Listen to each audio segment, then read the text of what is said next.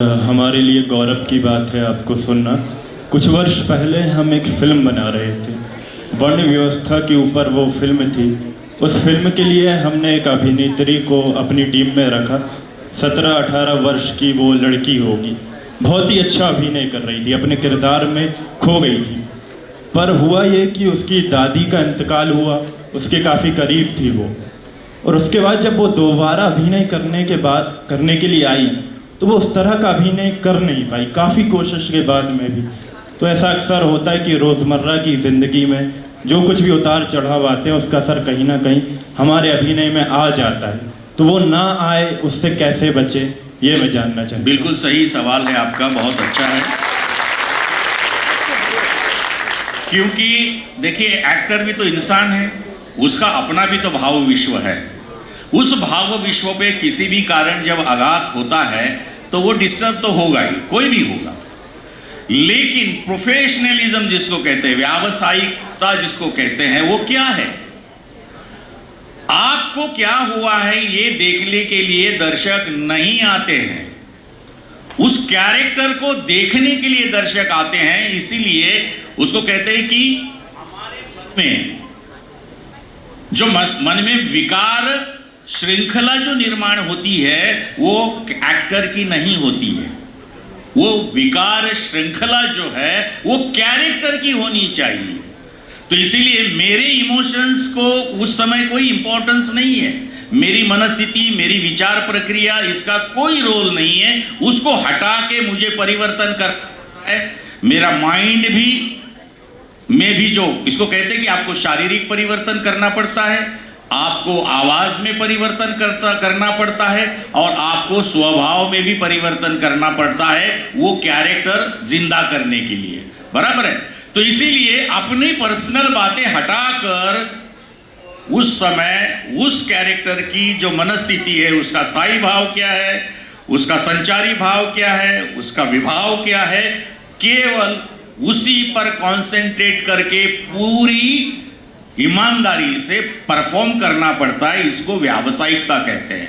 मराठी में या बहुत सारे नाटकों में ऐसे कई एग्जाम्पल है कि एक्टर की मां मर गई है और शो शुरू होने से पहले जब वो खबर आई है तो बताया नहीं गया कि बताएं क्या ना बताएं, क्योंकि वो शो हाउसफुल है और खराब हो सकता है, ये सारी टीम को लगता है।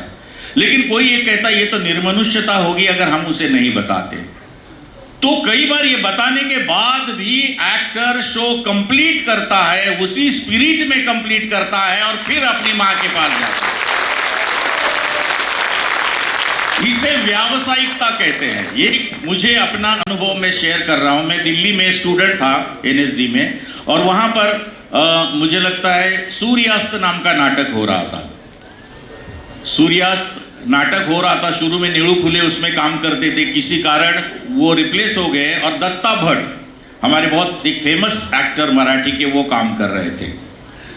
और वो जो कंपनी आई थी तो वहाँ यूजुअली देखते हैं कि यहाँ एनएसडी में कौन कौन उस भाषा का विद्यार्थी है, तो कुछ मदद चाहिए होती है लोकल। तो हमें रिक्वेस्ट की गई। वहाँ सारंग, लालन सारंग और कमलाकर सारंग ये निर्माता थे और वो एक्टिंग भी कर रही थी, लालन जी। तो पहला अंक तो बहुत अच्छा हुआ। दूसरे अंक में मुझे लगा कि कुछ डिस्टरबेंस है। वो केवल मुझे लगा, लोगों को कुछ नहीं लगा, क्योंकि हम उसके अंदर घुसे हुए लोग हैं। ट्रेनिंग में पता चलता है कि पहले इतना ये ठीक हो रहा था, इतनी लय सुर मिला है इस एक्टर को, दूसरे अंक में क्या हुआ? तो वो अंक सब खत्म हुआ तो आखिरी सीन ऐसा है, खिड़की से, ये स्वतंत्र सेनानी कैरेक्टर होता है, बूढ़ा आदमी है, और उसके बेटे जो है आगे पॉलिटिकल पावर गेन करने के लिए कुछ भी करते हैं, और अंत में उस बूढ़े को ये मंजूर नहीं है तो खिड़की से, टॉवर में रहते ऊंचे, खिड़की से बूढ़े को, वो पिता को ढकेल देते हैं नीचे। और जैसे उनको ढकेल दिया तो थपाक से आवाज आ गई और उसके बाद कुछ हलचल नहीं हुई। तो ये सोच कि ये जो एक्टर गिरा है इसका क्या हुआ होगा, जो क्रिएटिव आदमी उसमें इन्वॉल्व है। तो मुझे लगा इनके साथ कुछ हो गया, तो मैं फटाक से दौड़कर बैक स्टेज से पीछे गया। वो वहीं गिर पड़े थे क्योंकि उनको हार्ट ट्रबल हुआ था। और वो इंटरवल से निरंतर वो दूसरा अंक पूरा करने तक उन्होंने पूरा किया और उसके बाद उनको हॉस्पिटल ले गए।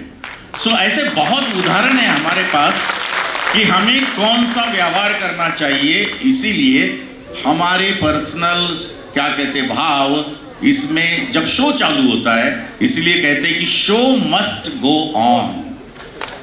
बराबर है, आपने सुना होगा शो मस्ट गो ऑन।